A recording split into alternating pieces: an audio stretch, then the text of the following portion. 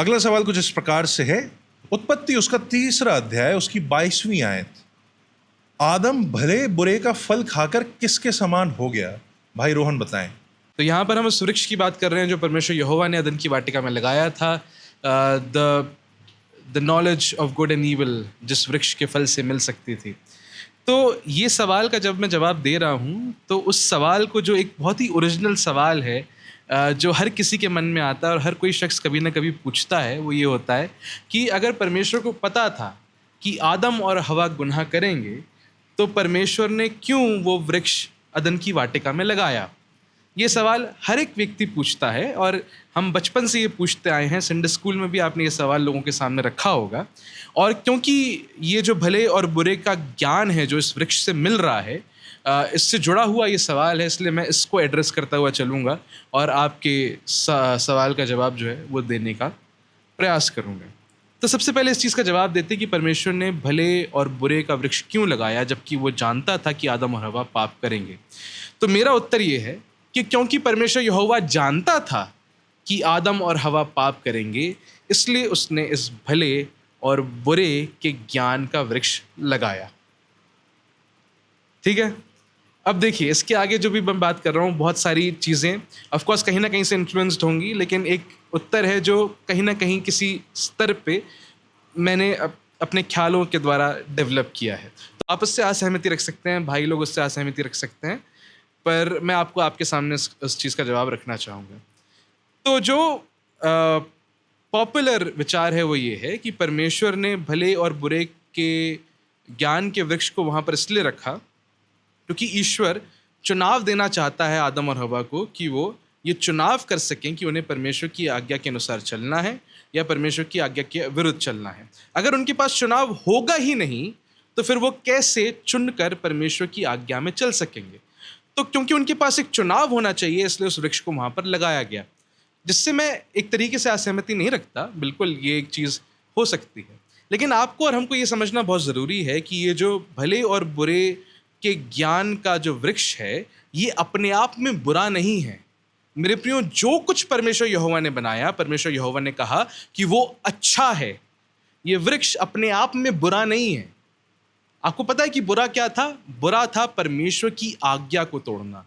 बुरा ये था कि परमेश्वर ने कहा था कि तू इस वृक्ष के फल में से नहीं खाना, और आदम और हवा परमेश्वर यहोवा की आज्ञा के विरुद्ध गए और उन्होंने उस वृक्ष के फल को खा लिया। तो वृक्ष अपने आप में बुरा नहीं है, उसका फल अपने आप में बुरा नहीं है, वो परमेश्वर ने अच्छा ही बनाया था और कुछ सोच के बनाया था। देखिए, कुछ लोग ये कहेंगे कि वृक्ष को जब खाया तो उसमें कोई ज्ञान नहीं था, वो एक एक्सपीरियंशियल नॉलेज थी जो उनको मिल गई। अभी तक वो एक्सपीरियंस उनके पास नहीं था, पर अब उनके पास वो एक्सपीरियंस आ गया था। एक्सपीरियंस किस चीज़ का नहीं था? पाप करने का एक्सपीरियंस नहीं था। जब पाप कर दिया तो उससे उनको पाप का एक्सपीरियंस हो गया कि एक्चुअली प्रैक्टिकली कैसा होता है पाप। उस चीज़ का जो उनको एक्सपीरियंस है वो मिल गया। देखिए, मैं इस बात से सहमति रखता हूँ कि आदम और हवा ऐसे लोग नहीं थे जो ये नहीं जानते थे कि बुरा क्या है और गलत क्या है। ऐसे लोग नहीं थे जिनको ये नहीं पता था। उनको पता था कि सही ये है कि हमें परमेश्वर की आज्ञा को रखना है और गलत ये है कि हम परमेश्वर की आज्ञा के विरुद्ध जाएं। उनको पता था इस चीज़ के बारे में। पर ये जो भला और बुरे का जो ज्ञान है, जिस प्रकार का ये ज्ञान है, ये ऐसा ज्ञान है जो परमेश्वर यहोवा के पास भी है। तो अगर हम इसको केवल प्रैक्टिकल नॉलेज से जोड़कर रखेंगे तो क्या अब आप और हम ये कहेंगे कि परमेश्वर यहोवा ने प्रैक्टिकली पाप करके जाना कि भला और बुरा क्या होता है? क्या हम ये कहेंगे? बिल्कुल नहीं। हम ये नहीं कहेंगे कि परमेश्वर यहोवा के पास एक एक्सपीरियंशियल नॉलेज है क्योंकि उसने प्रैक्टिकली पाप करके देखा कि भला और बुरा क्या होता है।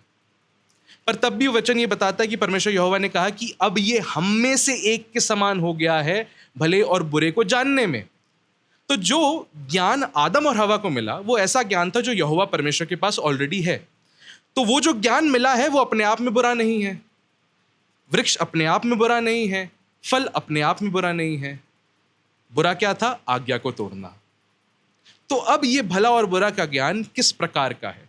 ये भले और बुरे का ज्ञान मेरे प्रियो इस प्रकार का है, एक ऐसा ज्ञान जो आदम और हवा को ये समझ देता कि एक ऐसे संसार में जो पाप से प्रभावित हो गया है उसमें कैसे जीना है।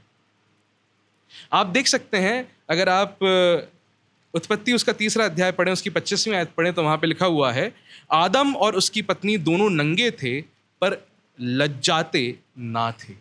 दोनों नंगे थे, दे वर बोथ नेकेड, पर उससे लज्जा नहीं होती थी उनको लज्जा महसूस नहीं होती थी। क्यों महसूस नहीं होती थी? क्योंकि वो एक ऐसे संसार में नहीं रह रहे थे जो पाप से प्रभावित है। एक ऐसे संसार में रह रहे थे जहां पर अगर वो नंगे भी फिरते तो भी लज्जा की बात नहीं होती वो। लेकिन मेरे प्रियो, जब उनने वृक्ष को खाया, जब ईश्वर की आज्ञा को उनने तोड़ा, तो संसार जो है वो पाप से प्रभावित हो गया। तब उनके लिए ये उचित नहीं था कि वो अपने आप को नंगा रखकर इस धरती पर जीवन व्यतीत करें। लिखा हुआ है 7वीं आयत में, जब इन लोगों ने फल खा लिया, तब लिखा है, तब उन दोनों की आंखें खुल गईं और उनको मालूम हुआ कि वो नंगे हैं, इसलिए उन्होंने अंजीर के पत्ते जोड़ जोड़कर लंगोट बना लिया। तो अब उनको ये ज्ञान मिल गया है, ये समझ आ गया है कि एक ऐसे संसार में जो पाप से प्रभावित है, इसमें नंगे होकर ये लोग नहीं घूम सकते। तो जो ज्ञान मिला है वो ऐसी नॉलेज है जो उनको बता रही है कि अब प्रैक्टिकली तुम्हें एक ऐसे संसार में कैसे रहना है जो पाप से प्रभावित है। कैसे रहना है? कपड़े पहन के रहना है। और मजे की बात यह है कि परमेश्वर यहोवा भी इसके विरुद्ध नहीं है, क्योंकि परमेश्वर यहोवा स्वयं जब आता है तो वो इनके लिए खाल के कपड़े बनाता है और उनको पहनाता है, बेहतर कपड़े बनाकर देता है ताकि ये लोग पहन लें और एक ऐसे संसार में जी सके जो पाप से प्रभावित है। यहोवा आके इनसे ये नहीं कहता कि देखो अब तुम्हें लज्जाने की जरूरत नहीं है, अभी तक तो तुम ऐसे ही नंगे घूम रहे थे, क्यों लज्जा रहे हो, कपड़े उतारो, नंगे घूमो। परमेश्वर ने ये कहा नहीं, क्योंकि यहोवा परमेश्वर को भी पता है कि पाप से प्रभावित संसार में कपड़े पहनकर ही रहना होता है। तो जो ज्ञान मिला भला और बुरा, वो ऐसा ज्ञान था जो स्वयं परमेश्वर यहोवा के पास हमेशा से था, पर अब आदम और हवा के पास भी है। क्यों? क्योंकि उनको ये पता चल सके कि एक ऐसे संसार में जो पाप से प्रभावित है उसमें कैसे जीना है। पाप क्या था? परमेश्वर की आज्ञा को तोड़ने का पाप था। पाप ये था कि उनने परमेश्वर की आज्ञा को तोड़ा। वृक्ष पाप नहीं था, फल पाप नहीं था। वृक्ष बुरा नहीं था, वो फल से मिलने वाला ज्ञान बुरा नहीं था। क्यों? क्योंकि वो वैसा ही ज्ञान था जैसा परमेश्वर यहोवा के पास है। तभी परमेश्वर यहोवा जो है वो 3रे अध्याय की 22वीं आयत में कहते हैं, फिर यहोवा परमेश्वर ने कहा, मनुष्य भले बुरे का ज्ञान पाकर हम में से एक के समान हो गया है। किसके समान हो गया है? हम में से एक के समान हो गया है। तो क्या परमेश्वर स्वयं पापी है? नहीं, परमेश्वर पापी नहीं है। तो मेरे प्रियो, लेकिन इस आयत से ये पता जरूर चल रहा है हमको कि जो ज्ञान मिला है ये वैसा ही ज्ञान है जैसा परमेश्वर यहोवा के पास है। तो ज्ञान जो मिला है वो अपने आप में बुरा नहीं है। तो इंसान फल खाकर किसकी तरह हो गया? ईश्वर की तरह हो गया, यहोवा की तरह हो गया। पर इसका मतलब ये नहीं है कि वो अमर हो गया। इसका मतलब ये नहीं है कि वो परमेश्वर यहोवा के साथ समान सर्वज्ञानी हो गया। इसका मतलब ये नहीं है कि वो परमेश्वर यहोवा के समान सर्वसामर्थी हो गया। बिल्कुल नहीं।